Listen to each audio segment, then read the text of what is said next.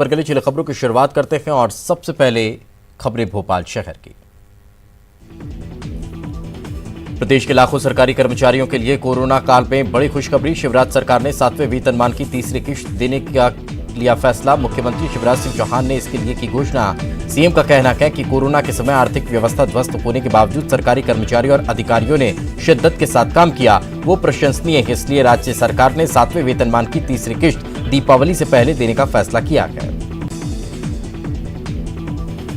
राहुल गांधी ने कमलनाथ के आइटम वाले बयान पर असहमति जताई है। वायनाड दौरे के दौरान राहुल गांधी ने कहा कि मुझे ऐसी भाषा पसंद नहीं है, मैं ऐसी भाषा की सराहना नहीं करता हूं। वहीं राहुल गांधी के बयान पर कमलनाथ का कहना है कि ये राहुल जी की राय है, मैं अपने बयान पर खेद जता चुका हूं। शिवराज और कमलनाथ में शुरू हुआ चिट्ठीवार। दोनों नेता चिट्ठी के जरिए एक दूसरे पर कर रखे हैं हमले। कल कमलनाथ ने सीएम को तो आज सीएम ने जवाब में कमलनाथ को लिखा पत्र। राहुल गांधी की प्रतिक्रिया के बाद डॉक्टर नरोत्तम मिश्रा ने कहा कि राहुल गांधी और कमलनाथ के झगड़े खुलकर सामने आ गए। अब कमलनाथ हाईकमान की बात भी नहीं मान रहे हैं। बिसाहुलाल के बयान पर नरोत्तम मिश्रा ने कहा कि मुझे उनके बयान की जानकारी नहीं है, लेकिन संसदीय कार्य मंत्री होने के नाते मैं माफी मांगता हूं। प्रदेश में उम्मीदवारों के खर्च की सीमा को बढ़ा दिया गया है। उम्मीदवार अब 2 लाख रुपए और ज्यादा खर्च कर सकेंगे। अभी उम्मीदवारों को 28 लाख खर्च करने का प्रावधान है, इसे बढ़ाकर 30 लाख किया गया। भोपाल उपचुनाव में अब नई भूमिका में दिग्विजय सिंह नजर आ रहे हैं। कांग्रेस पार्टी ने चुनाव आयोग से जुड़े हुए मामलों को लेकर जिम्मेदारी दी है। अशोकनगर, गुना और ब्यावरा सीट पर भी दिग्विजय सिंह प्रचार करेंगे। उपचुनाव में कमलनाथ को टारगेट करने के लिए बीजेपी की रिसर्च टीम जुट चुकी है। इसके लिए बाकायदा एक तकनीकी जानकारी रखने वालों के लिए टीम बनाई गई है, जो कमलनाथ के 15 महीनों के कार्यकाल का पूरा लेखा जोखा निकाल रही है। अब खबरें इंदौर शहर से। प्रदेश की पर्यटन और आध्यात्म मंत्री उषा ठाकुर ने विवादित बयान दिया है। उन्होंने कहा कि मदरसों में कट्टर आतंकवादी पनपते हैं। उषा ठाकुर ने कहा कि राष्ट्र हित में बाधक इन मदरसों को बंद किया जाना चाहिए। कमलनाथ द्वारा इमरती देवी पर की गई टिप्पणी पर भाजपा अनुसूचित जाति मोर्चा ने अनोखे तरीके से विरोध जताया है। कार्यकर्ताओं ने कमलनाथ और दिग्विजय सिंह का मुखौटा पहनकर बीच चौराहे पर नृत्य करवाया। साथ ही कार्यकर्ताओं ने कमलनाथ को आइटम गर्ल बनाकर विरोध जताया। प्रदेश की हॉट सीट मानी जा रही सावेर उपचुनाव में अब उच्च शिक्षित वर्ग के लोगों ने मैदान संभाल लिया है। डॉक्टर, इंजीनियर, प्रोफेसर, सीए, वकील समेत तमाम हाई एजुकेटेड पढ़े लिखे युवाओं की टीम मैदान में कूद पड़ी है। मंत्री उषा ठाकुर के कट्टर समर्थक विनायक कोठारी ने इसकी कमान संभाल रखी है। इंदौर के देवी अहिल्या विश्वविद्यालय में छात्रों को आत्मनिर्भर बनाने के लिए कुछ नए कोर्स की शुरुआत की जा रही है। वर्तमान में विश्वविद्यालय में कई ऐसे कोर्स संचालित किए जा रहे हैं जो छात्रों को आगामी समय में जीवन यापन करने के लिए कारगर साबित हो सकते हैं। वहीं मैनेजमेंट संबंधी कई नए कोर्स शुरू किए जाएंगे जो छात्रों को आत्मनिर्भर बनाने में मदद करेंगे। इंदौर में तलवार से केक काटने वाले आरोपी को पुलिस ने गिरफ्तार कर लिया है। दरअसल मल्हारगंज थाना इलाके में एक वीडियो सोशल मीडिया पर जमकर वायरल हो रहा था। यह वीडियो जन्मदिन पार्टी का था, जिसमें कई लोग चाकू और तलवार लहरा रहे थे। इंदौर के खजराना और तुकोगंज थाना क्षेत्र में आईपीएल का सट्टा खेल रहे 9 सटोरियों को पुलिस ने गिरफ्तार किया है।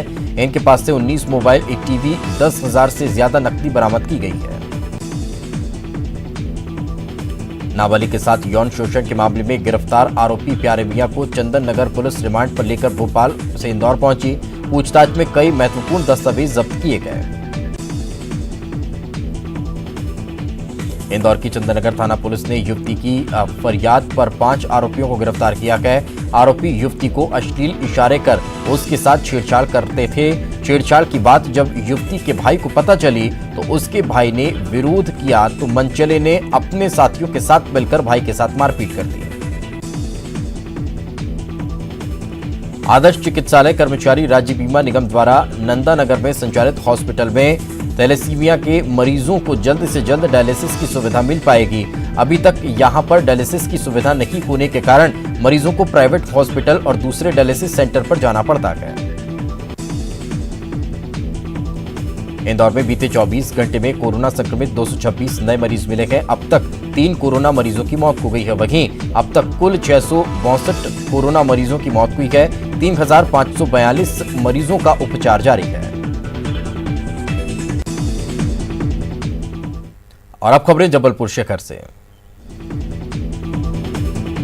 नवरात्र पर्व की रौनक संस्कारधानी में देखने को मिल रही है। प्रमुख देवी मंदिरों में भक्तों का तांता लगा हुआ है। शहर के प्राचीन बड़ी खेरबाई मंदिर में भी मां के दर्शन के लिए भक्त पहुंच रहे हैं।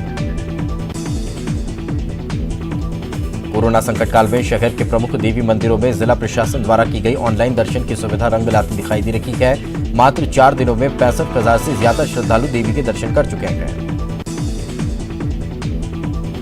विगत 10 माह से धान की बकाया बोनस के लिए किसान अभी भी जिला प्रशासन के चक्कर काट रखे हैं। 251 रुपए के मद से किसानों को 10 महीने का बोनस अब तक नहीं मिला है।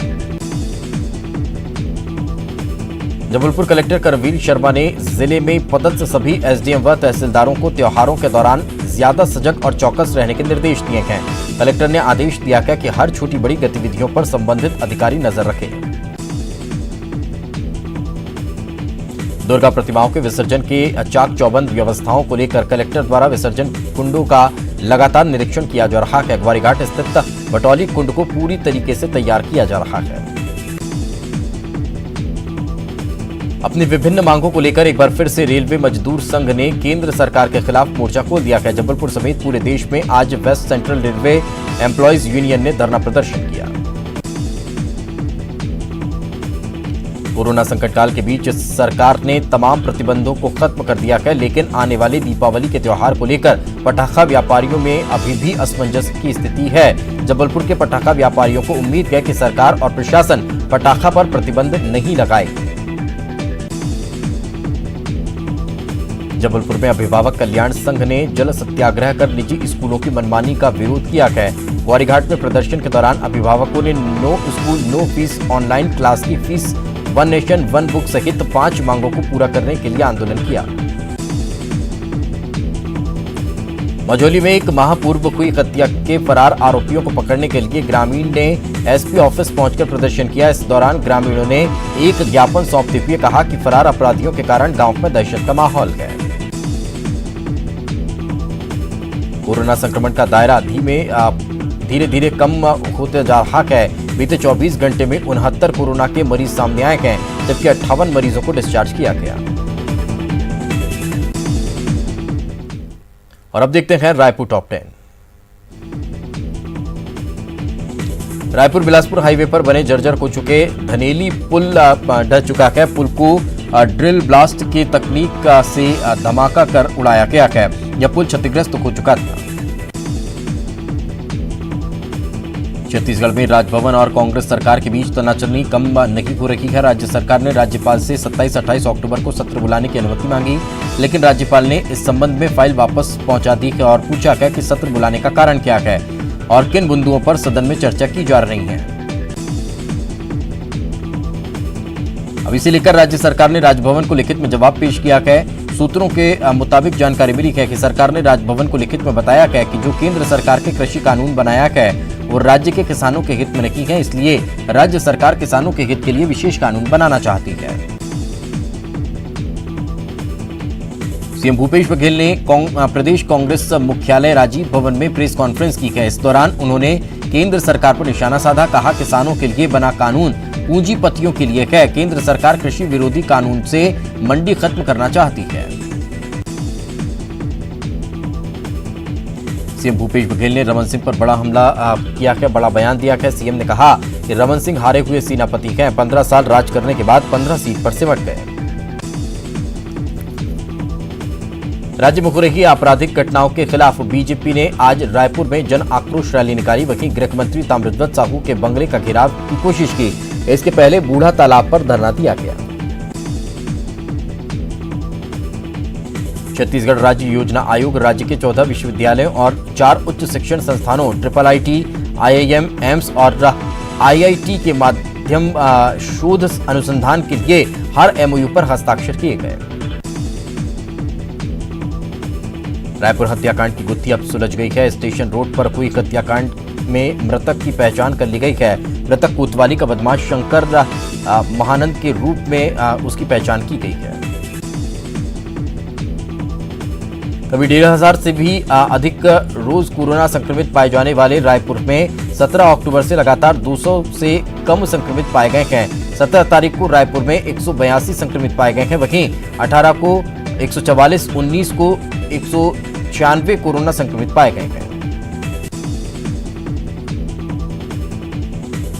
केंद्रीय दल ने मेकाहारा अस्पताल का निरीक्षण किया। स्वास्थ्य एवं परिवार कल्याण मंत्रालय भारत सरकार की तरफ से भेजे गए उच्च स्तरीय केंद्रीय दल ने कोविड-19 के उपचार की दिशा में किए जा रहे उपायों की समीक्षा की।